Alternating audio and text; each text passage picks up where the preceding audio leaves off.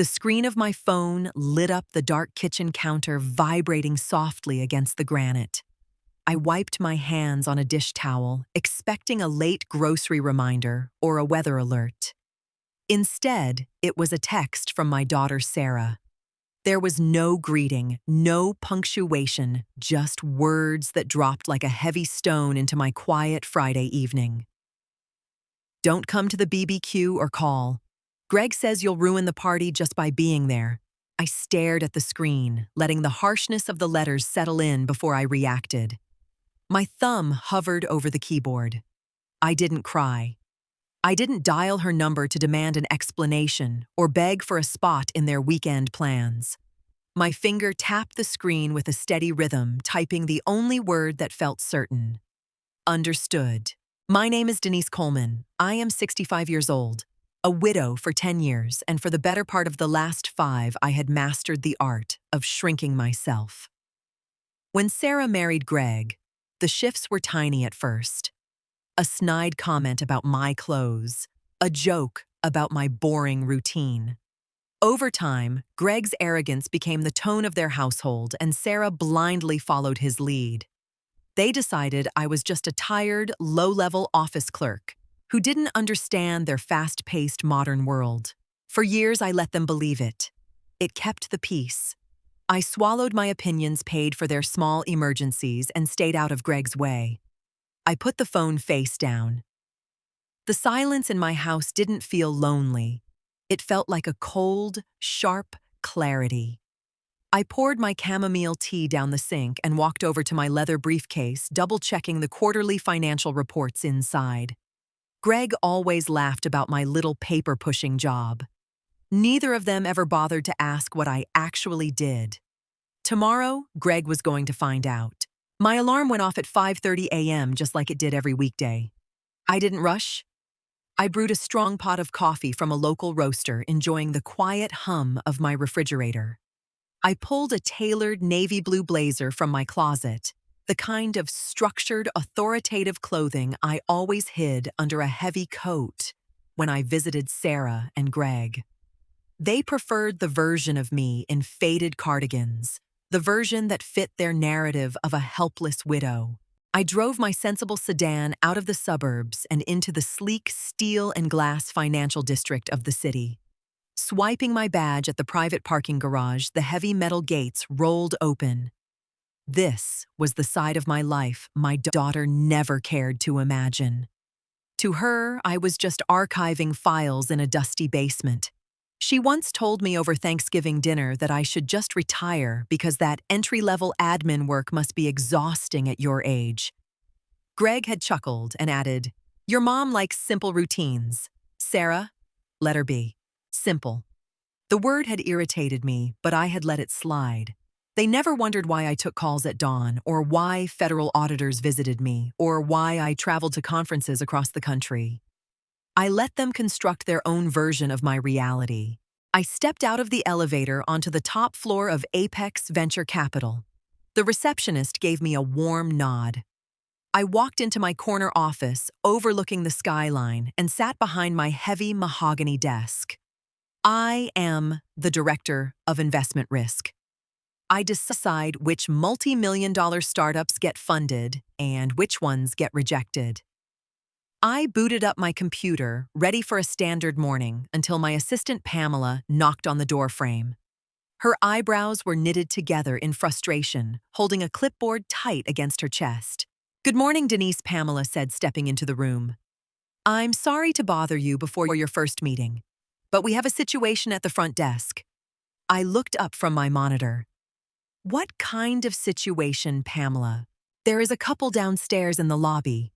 They don't have an appointment, but the man is being incredibly aggressive. He says he's a brilliant entrepreneur and insists on speaking directly with the director of investment risk. He absolutely refuses to leave his pitch deck with the intake team." A cold feeling settled in my stomach, not out of fear, but out of recognition. I only knew one person who moved through the world with that specific blend of unearned confidence and blatant disrespect. Greg had been boasting for weeks about finding an angel investor for his new tech startup. He must have looked up the top firms in the city. Did he give a name?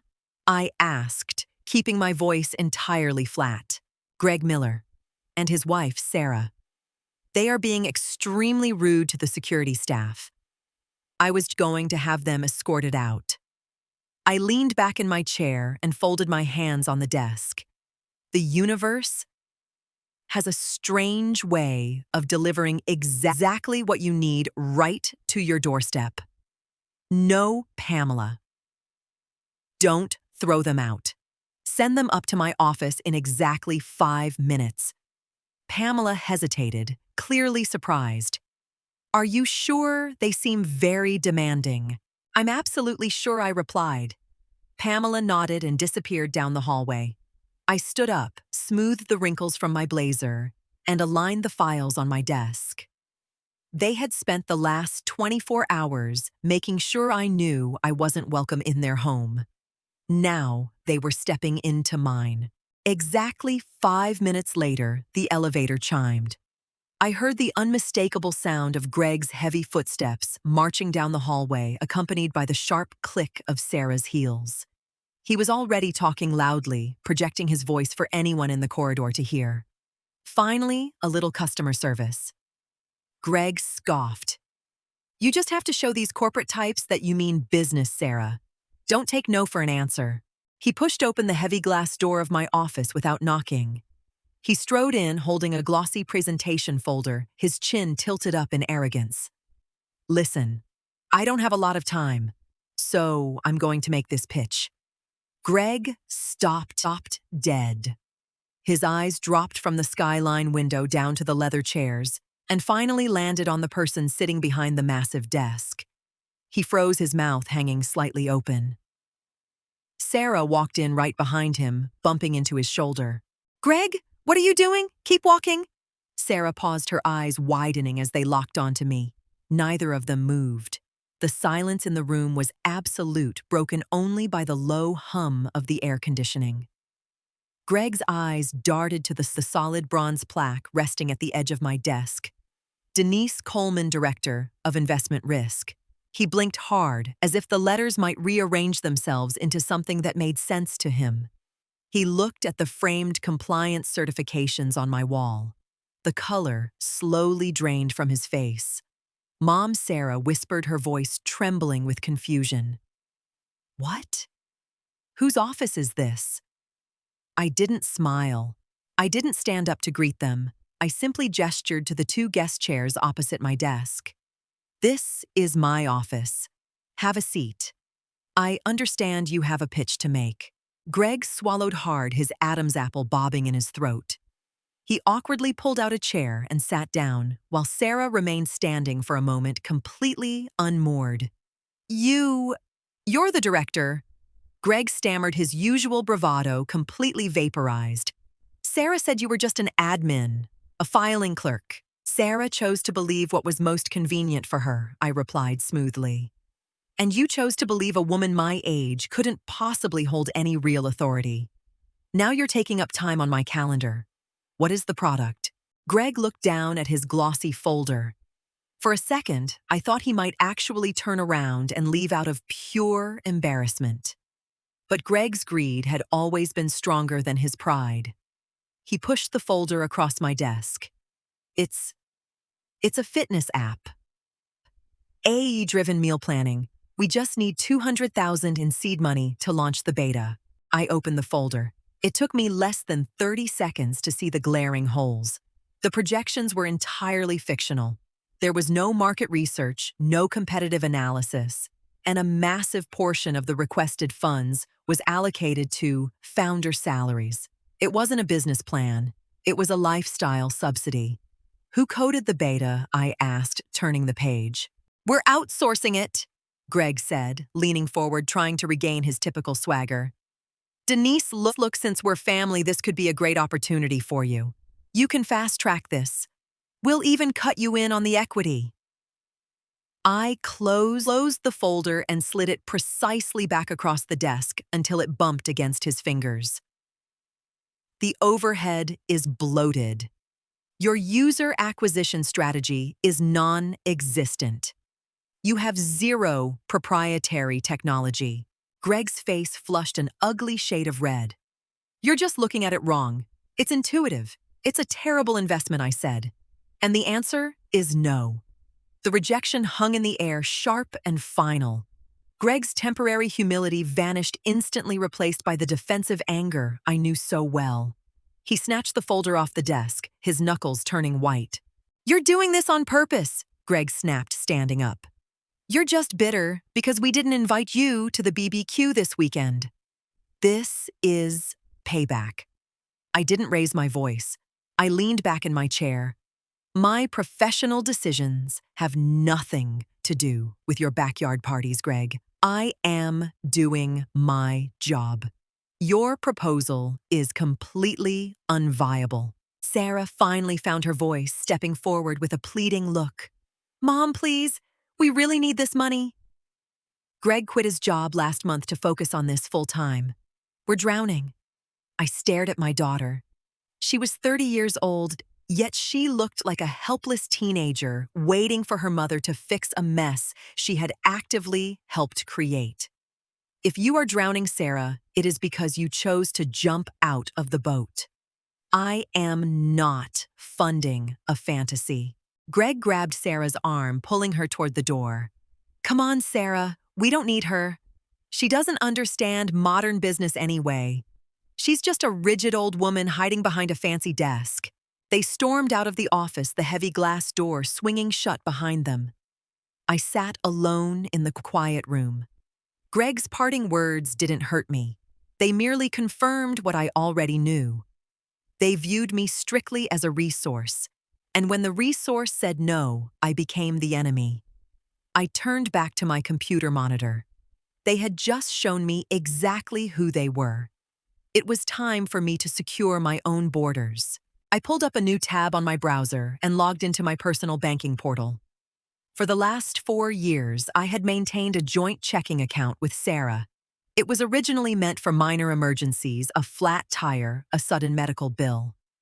Over time, I noticed Greg using it for groceries, then dinners out, and recently business expenses.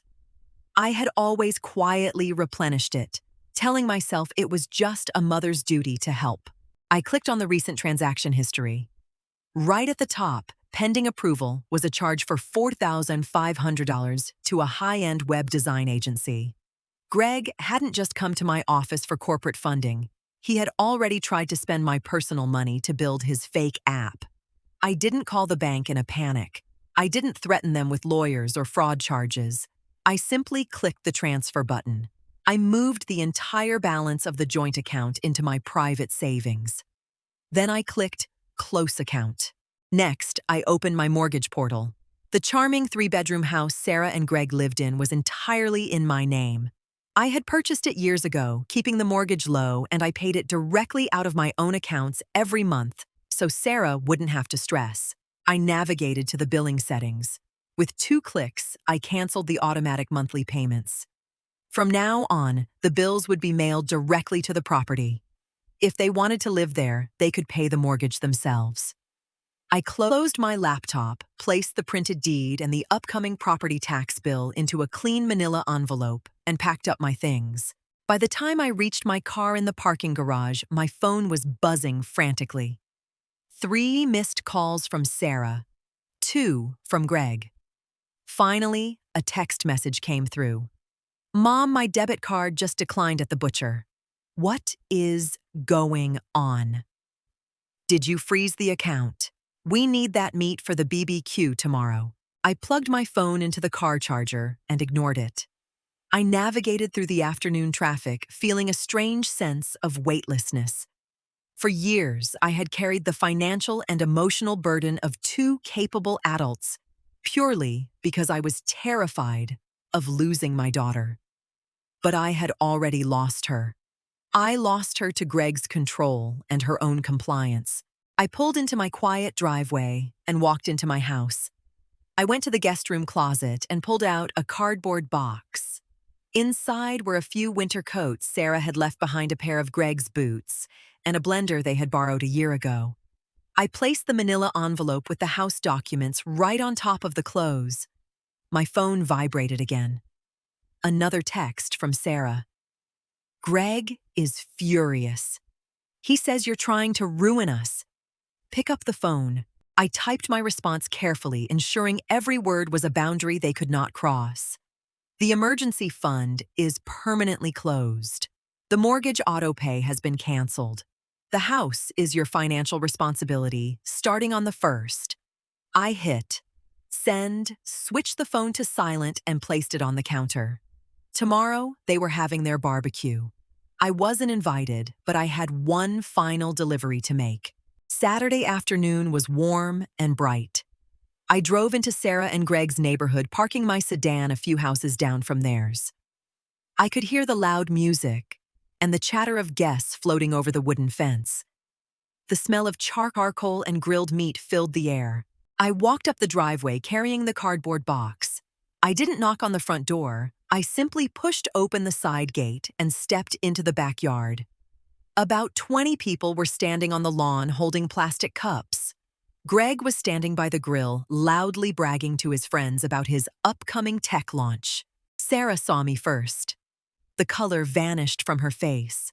She practically dropped her plate on the patio table and hurried over to me, looking over her shoulder to see if Greg had noticed. "Mom, what are you doing here?" she hissed quietly. "I told you not to come. Greg is going to cause a scene." "I'm not staying, Sarah." I said, my voice completely level. I placed the box on the patio table. "I brought the things you left at my house." Greg spotted me. He handed his tongs to a friend and marched over, his face flushed with anger and heat from the grill. "I thought we made it clear you weren't welcome here, Denise.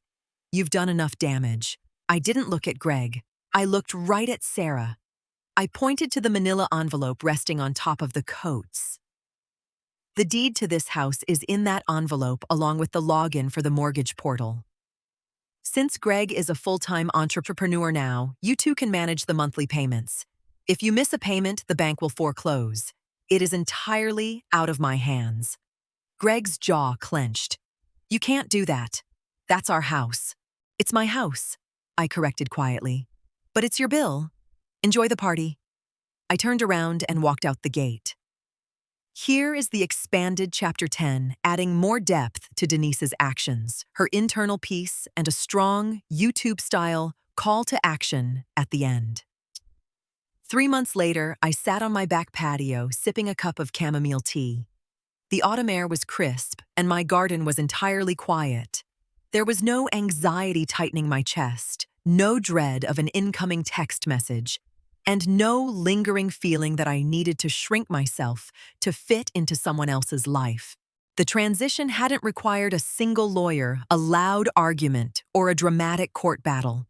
Reality had simply caught up with them. Without my quiet financial padding, Greg's inflated startup dreams collapsed within a matter of weeks. I heard through a mutual family friend that Greg had been forced to swallow his pride and take a job managing a retail electronics store just to cover the heavy monthly mortgage. Sarah, realizing there was no magic bailout coming, had gone back to working full-time at a local clinic.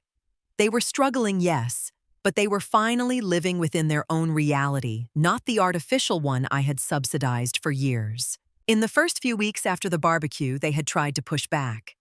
Greg had sent a few demanding, entitled emails about family loyalty, and Sarah had left a tense voicemail asking me to just transfer one last month of mortgage money to tide them over. I didn't argue. I didn't explain myself again. I simply didn't respond to the demands. Instead, I spent that first weekend clearing out the guest room where Sarah had kept her overflow of winter clothes and Greg's clutter. I packed it all up, moved my own heavy reading chair into the corner, and reclaimed the space as a small, quiet library.